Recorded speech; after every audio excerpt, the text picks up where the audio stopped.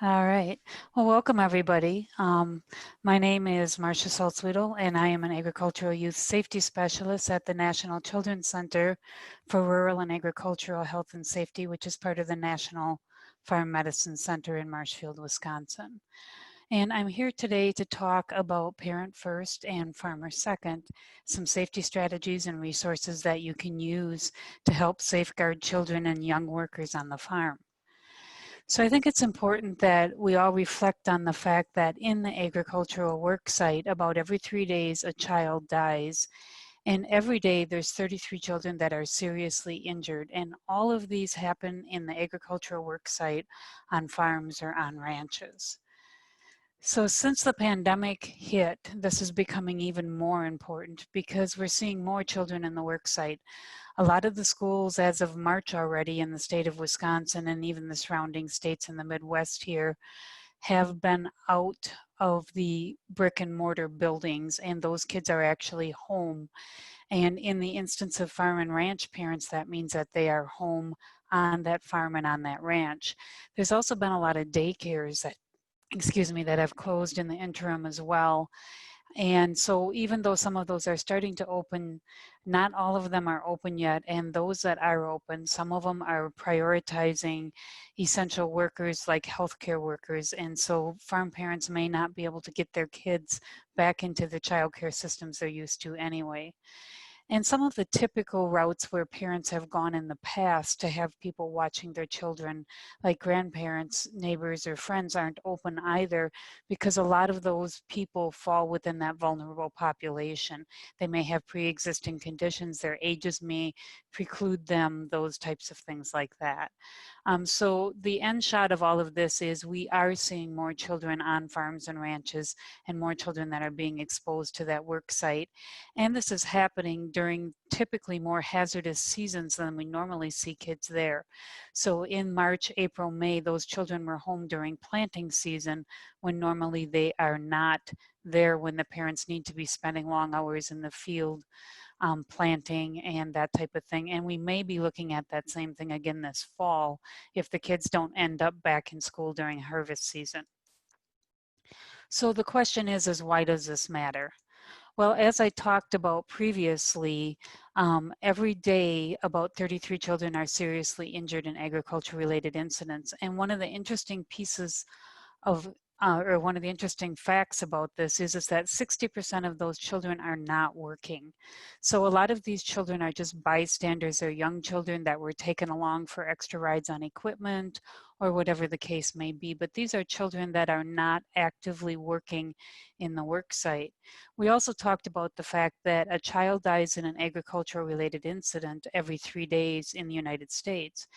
And one of the really scary statistics about working youth, which comprise a large number of these fatalities, is that there's more youth that die working in agriculture than in all other industries combined in the United States. And a good part of the reason for this is because these youth are doing jobs that are not matched to their developmental abilities. So the question is what's causing all of these injuries and these fatalities? And we can see that overall, the fatalities are caused by machinery, such as tractors. They're caused by motor vehicles, such as ATVs, and they're caused by drowning. And the non-fatal incidents by falls, by animals, and by machinery and vehicles, again, those tractors, those ATVs, those trucks, that type of thing. And we also see that this has an economic impact in the United States of $1.26 billion a year. So this is not an inexpensive issue that we're dealing with here.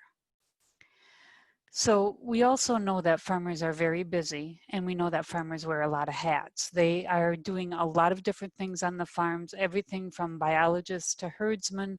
Typically they're their own marketers. They do carpentry work, they're botanists, they're their own mechanics. They do handymans and repairs. They need to know something about the weather. They tend to function as meteorologists, as electricians, as agronomists, and a whole lot more other things that farmers do. And so farmers actually play a lot of roles on the farm. But what we want to talk about today is that no matter how many hats that these farmers and these ranchers are wearing, the most important job that they have, if they have children on that farm or youth working on that farm, is to safeguard those children. And so that they are definitely a parent first and a farmer second. So how do we do that? How do we safeguard these young children and these working youth that are on these farms? And there are a number of safety strategies out there and a lot of resources that are out there to do this. And so we actually streamline this at the Children's Center into the top 5 safety strategies that will save the most lives and prevent the most injuries on farms. And the first one is to keep kids away from tractors. We do know that about 40% of tractors cause about 40% of accidental farm deaths, and that for children under 15. And yet we know that 4 out of 5 farm kids still regularly ride the farm tractor. So just getting these young children and these extra children off of these tractors could help prevent a lot of fatalities. We also know that keeping young children out of the work site completely will help prevent a lot of these fatalities. I talked earlier about more youth dying working in agriculture than all other industries combined, and that a lot of that is caused by a mismatch between their abilities and the work that they're doing. So it's important that we ensure that the work that they're doing is age and ability appropriate as well, and that we actually address as many hazards in the environment as we can, and that we provide training for the work and the tasks that they're doing, and we make sure that youth are proficient at them before we turn them loose to do those jobs themselves. So how do we do this? How do we facilitate all of these or implement all of these safety strategies? We have prevention resources that can help address some of these strategies, and we're going to talk about each of these top safety strategies individually. So when we talk about assigning age-appropriate work, and we want to make sure that a job is consistent with the youth's abilities, we want parents and supervisors to use the Agricultural Youth Work Guidelines. They are used to assign tasks based on a youth's ability. So you actually assess each young worker individually to determine if they have the ability to safely do that job. You can access these on a mobile-friendly website in a variety of different formats, including interactive, reading, downloading, and printing. And they're available in 3 different languages, in English, French, and Spanish. And currently we have over 50 guidelines for 50 different tasks that are available on that website.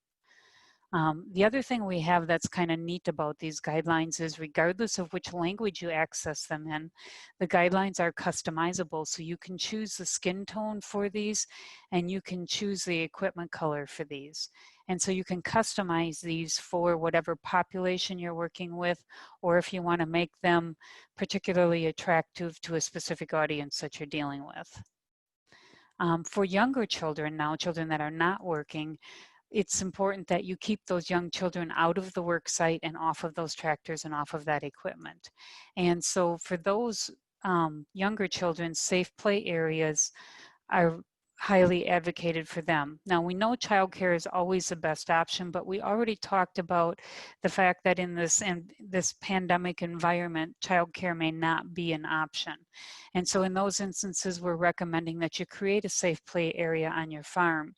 And there are full color booklet that's available, and we also have 3 mini editions available that explain how to create these safe play areas on farms. And those mini editions, again, are available in English, French, and Spanish on that Cultivate Safety website.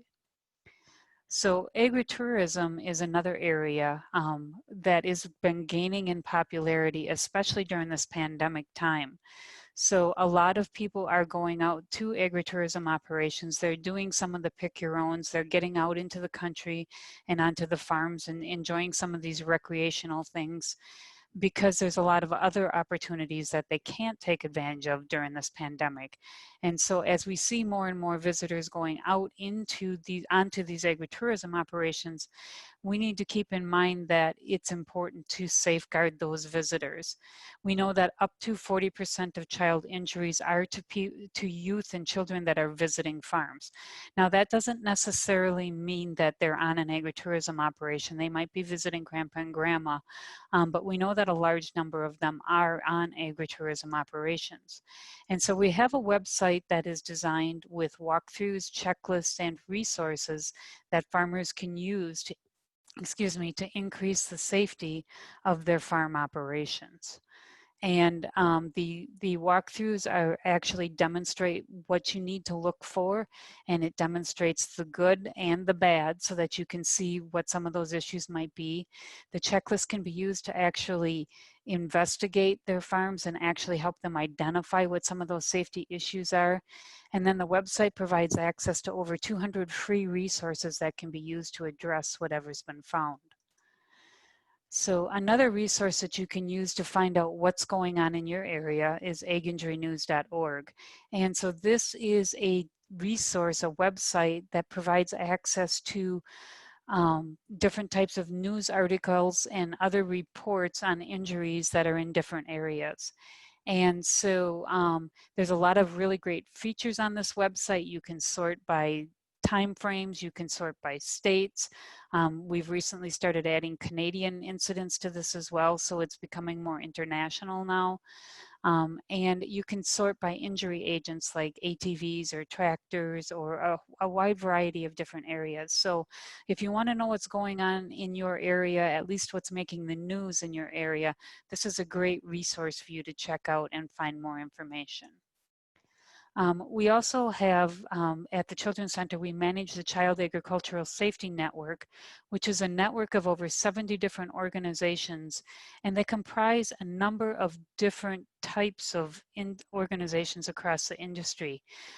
Some of them are health and safety specialists, some of them are minority serving associations, there's service organizations like insurance, there's ag organizations like Farm Bureau, there's equipment manufacturers like John Deere. But what all of these organizations have in common is that they're interested in safeguarding those children and those youth in that agricultural environment. And so what these organizations do is they work together to provide leadership in child agricultural injury efforts. We work to strengthen partnerships and look for opportunities for collaboration and really try to focus on that resource development and dissemination and those safety campaigns and get the word out there. This organization is free to join as well. So if anybody out there is interested, just let us know and we're happy to provide more information on that as well. You'll see to the right here is one of the posters that we have that is a campaign poster from this group that was put out by this group, and the poster says it's easier to bury a tradition than a child, and again to encourage people to stop having extra riders on their equipment. So the Cultivate Safety website also has a resource library on it. There's over 200 different resources that are available now. We're in the process of adding a couple hundred more, so there's going to be hundreds and hundreds of resources available, and as you can see by the filters on the left, it's easily searchable as well, and you can also search by keyword. In addition, the Cultivate Safety website, in addition to providing access to all the resources we already talked about, there's also some online tools such as Farm Mapper and Safer Farm that are available and accessible off of this website as well. And this is all accessible through cultivatesafety.org.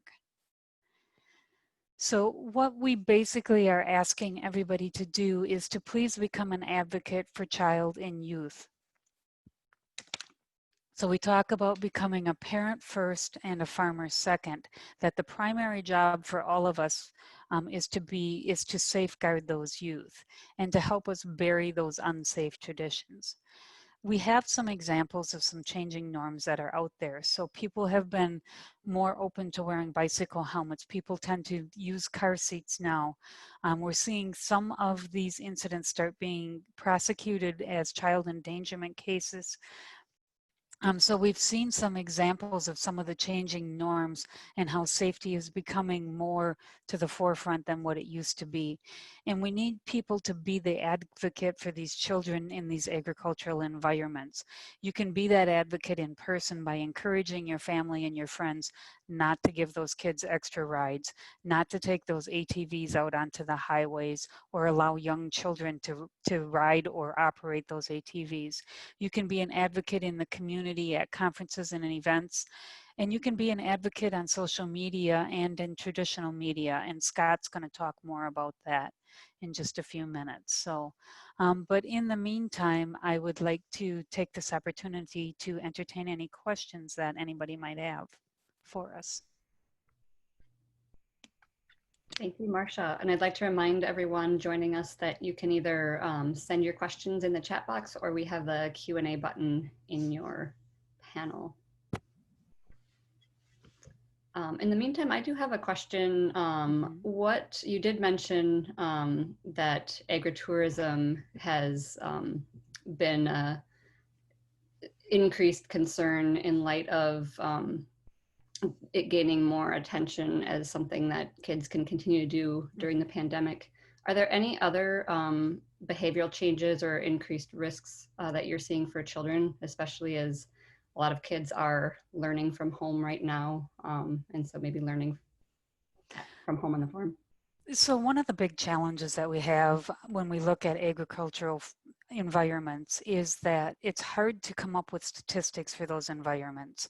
A lot of the young workers are exempt from child labor laws, and of course there's no laws requiring the very young children that get injured to be reported at all.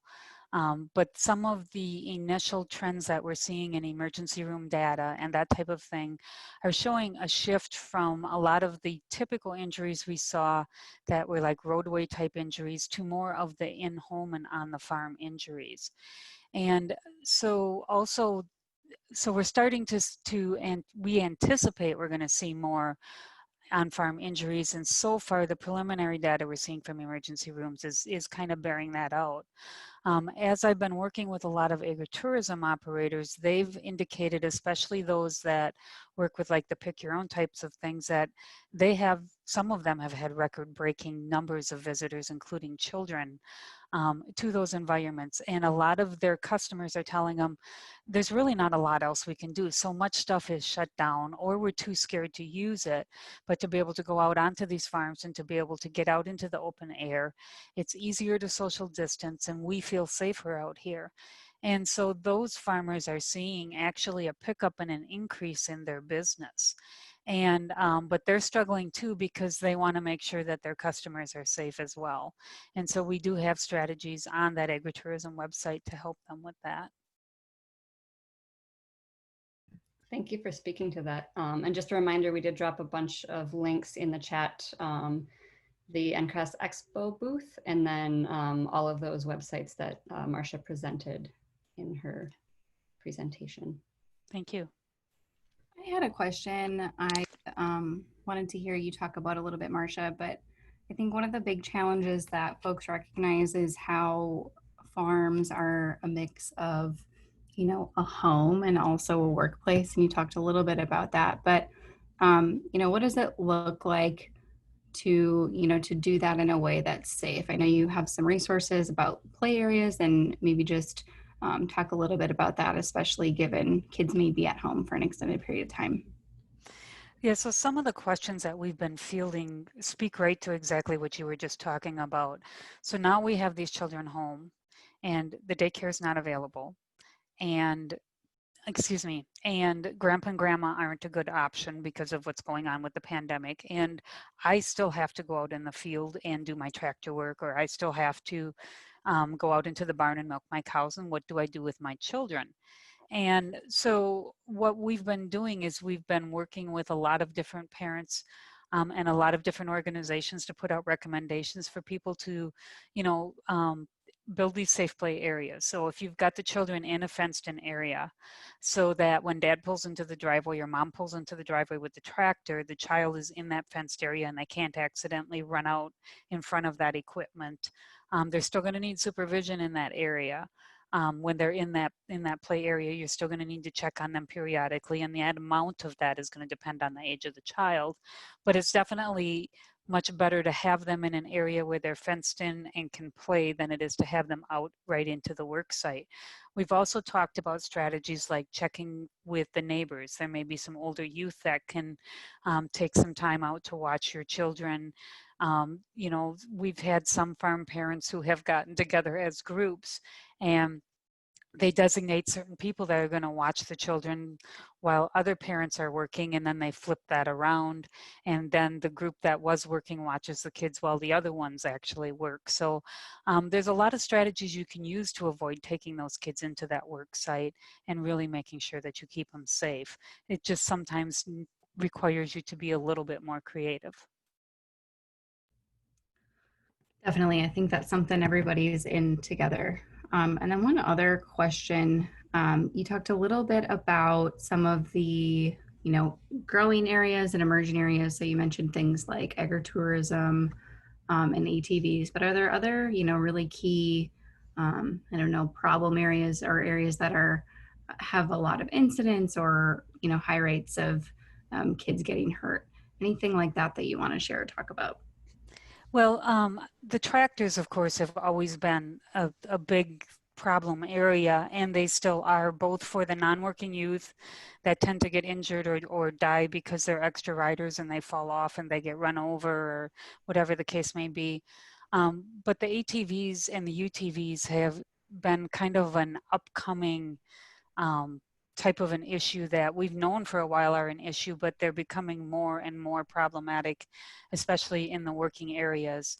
And a lot of the issues related to the ATV seems to be with the younger children operating vehicles that are too big for them, or again, having extra riders in those younger children being on those vehicles as well.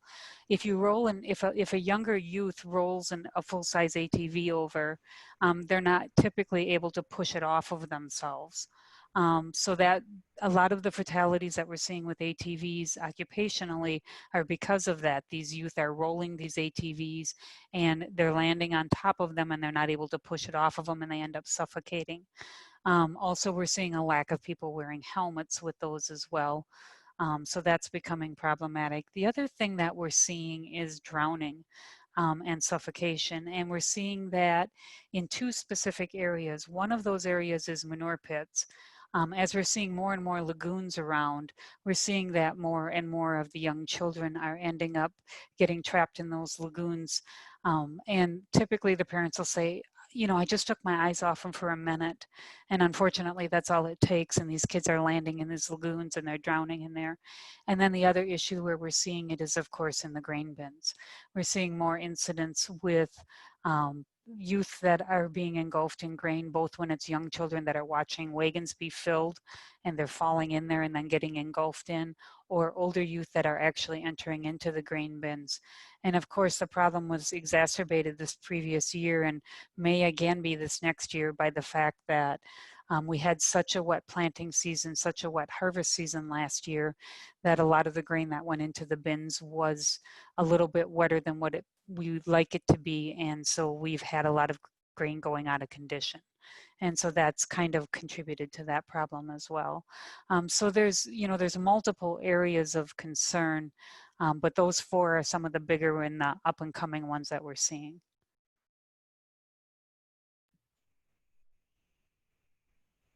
Thank you for that. Again, just a reminder, feel free to chime in if anyone has any questions. I also just wanted to give a shout out to the resource you highlighted on the Cultivate Safety website, where you have all the PDF options to customize. I thought that is something I hadn't seen before, where you can let the users select the skin color, for example, of the people featured in those resources. And I think that is a really great feature and something I hope to be able to take away and practice too, especially as we're all thinking about ways to to embrace diversity and inclusion in all the work that we do. That's a small thing that goes a long ways. Yeah, so we did that because as we went in, and that was part of our transition when we updated our North American guidelines for children's agricultural tasks into the Ag Youth Work Guidelines. And some of the requests that we had was that people were presenting these guidelines to maybe a Hispanic population, but the previous version of the guidelines looked very Caucasian to them. So they wanted to be able to modify the skin tone. And then we had some feedback from some industry representatives that they really wanted to be able to match the equipment color to their own equipment. You know, if it was somebody that was using a John Deere tractor, they wanted to be able to have the tractor be green.